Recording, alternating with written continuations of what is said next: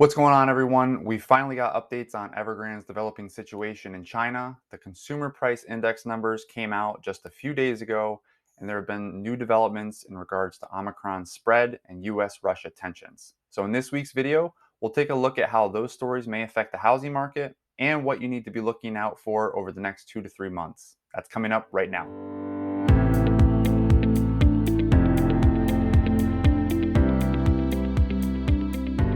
Welcome back, everyone. I'm Rick Harrison with MVP Realty in Southwest Florida, and in today's housing market update for December 13th, 2021, we're looking at newly released CPI data, the market's reactions, and the latest developments in global economic tensions. But first, if you haven't already done so, make sure to subscribe and click the bell to get notified of my latest videos each week, showing you everything you need to know about living, buying, and selling your first home in Southwest Florida. And before we get into today's news, if you're more interested in one particular story, you can navigate to it using these timestamps on the left. All right, let's dive in. So we're going to start off with the local market update as we always do. Then we're going to go into the market news summary and a news breakdown. So this over the last 7 days, the new listings have gone from 689 last week to 555 this week. That's down 20% as we've been seeing over the last several months, actually probably up to 18 months. The new listings coming on the market are down considerably, 20% over the last week in just our area alone. And then solds went from 1063 last week to 761 this week. That's down 29%. That just goes in hand with not as many listings coming on and more listings pending last week. And then pendings went from 956 last week to 1,002 this week.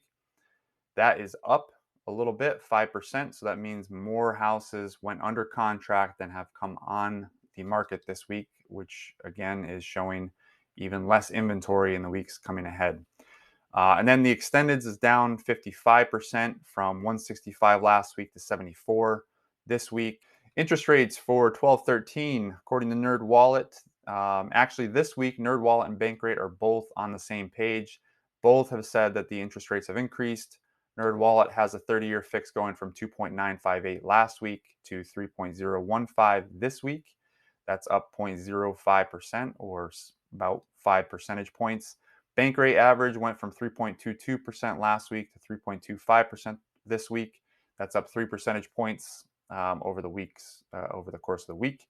And of course, we have the Fed Reserve meeting coming up tomorrow and Wednesday, and they will be announcing what they plan to do with interest rates. So I think in the next 2 to 3 days, we'll have a much better idea as where interest rates will be headed over the next 3 to 6 months. If you'd like more content like this, you can head over to my bio links in the description below and get access to loads of exclusive tools, data, and content like foreclosure and off-market property lists, buyer and seller guides, calculators, and the fastest and most complete property alerts on the web. All right, so now let's break down this week's stories and see how the macro could affect the micro. All right, diving on into the news stories for this week, Omicron variant. So the hospital data showed that COVID-19 admissions are now rising sharply in more than half of the country's 9 provinces, but deaths are not rising as dramatically. And this is according to South Africa. They were the ones who actually reported the new variant strain being found. They kind of got, I guess, punished for saying that and doing that, kind of cut off all travel to the area. But they are coming out now saying that although it is spreading quicker, the severity of it is much less than the previous variants that we've had, which is good news. And I think the markets have reacted as such.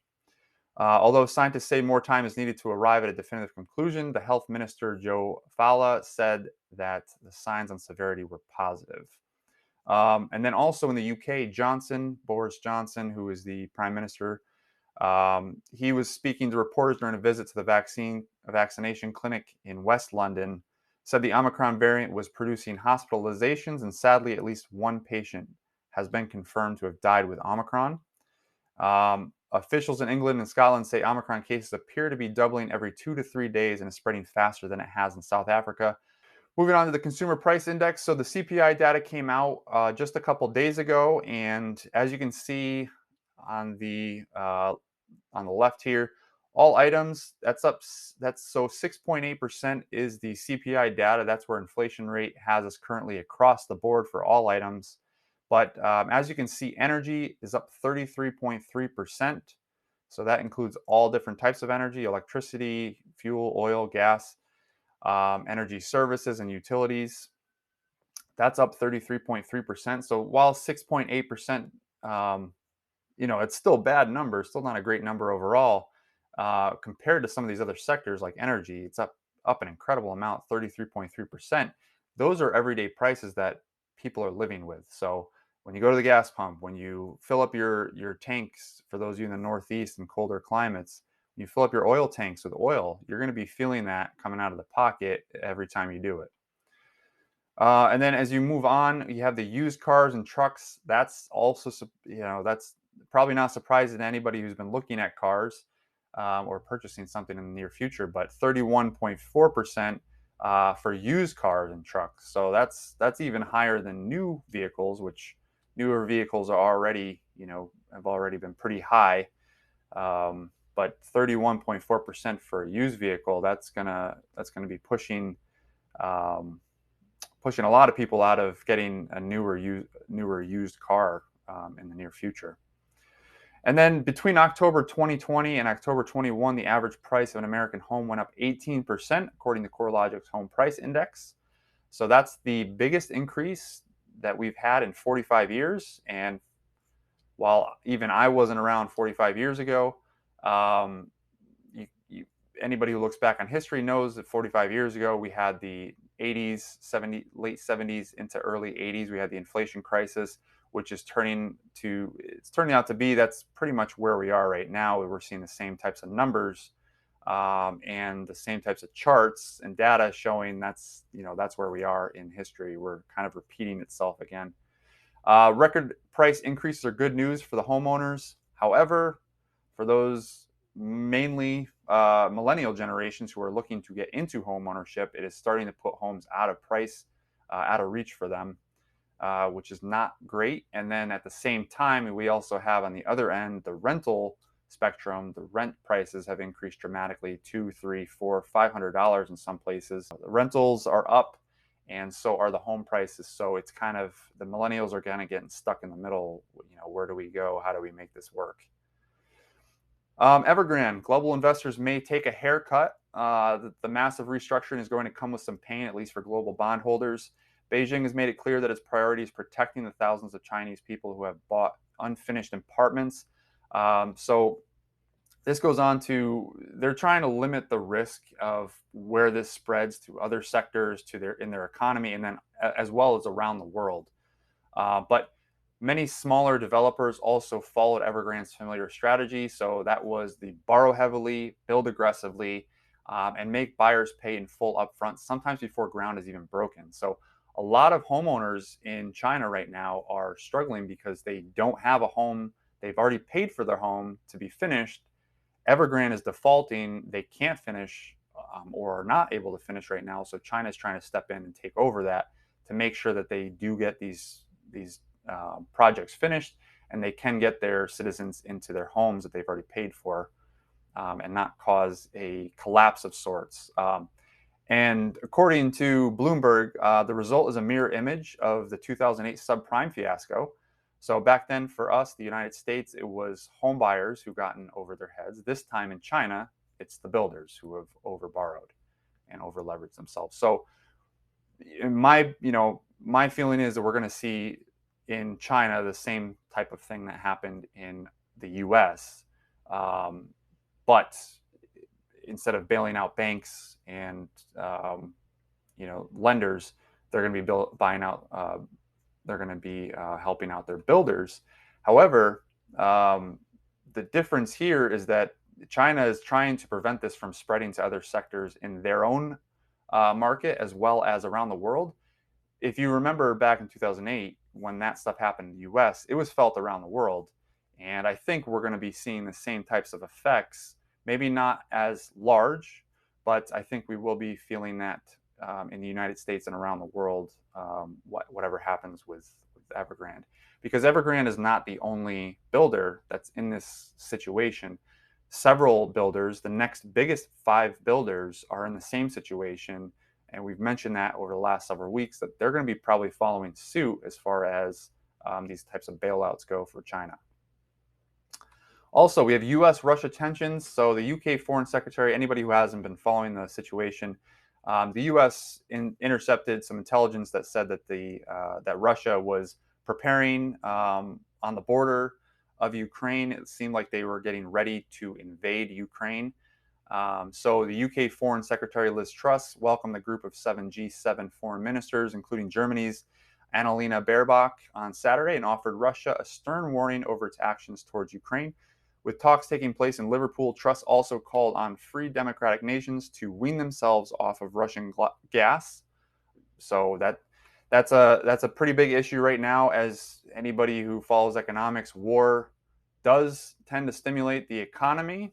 However, at what cost? So this comes as Russia has reportedly engaged in significant troop buildup near its border with Ukraine, while the Nord Stream 2 pipeline, a project to deliver natural gas from Russia directly to Germany, could play a major role in pressuring Moscow. So they're hoping that these talks will lead to some type of agreement, more civilized agreement, and it does not lead to a war. But have heard several people in Washington mention that they would not be surprised if this did lead to war.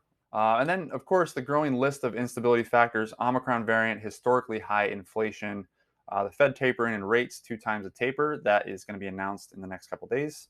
The debt ceiling looks like they have come to an agreement, some type of agreement, getting the debt ceiling raised, which will allow for more printing of money, which unfortunately, as you know, the story goes, just kind of creates a spiral, increased inflation again. But I think we've kind of seen that the theme over the last several months has been that the Fed is running out of options as to how they can keep inflation, controlled.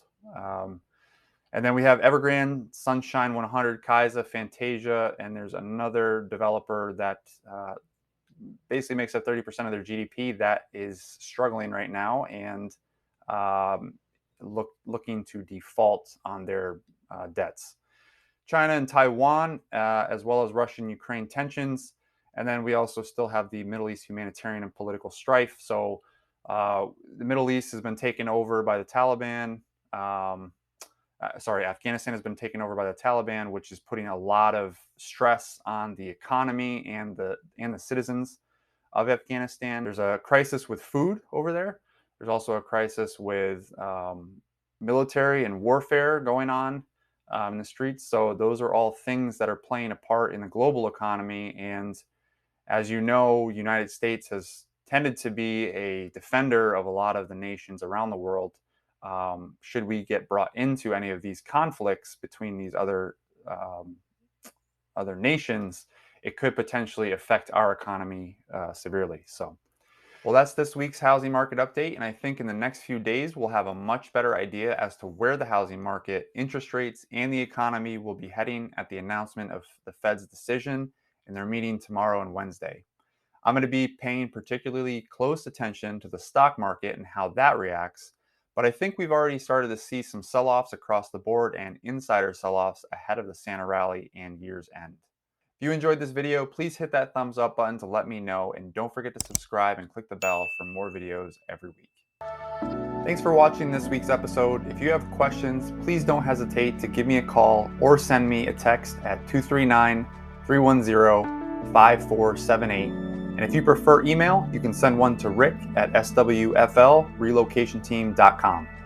And don't forget to register on my site to get access to loads of exclusive tools, data, and content like foreclosure and off-market property lists, buyer and seller guides, calculators, and direct access to the local MLS.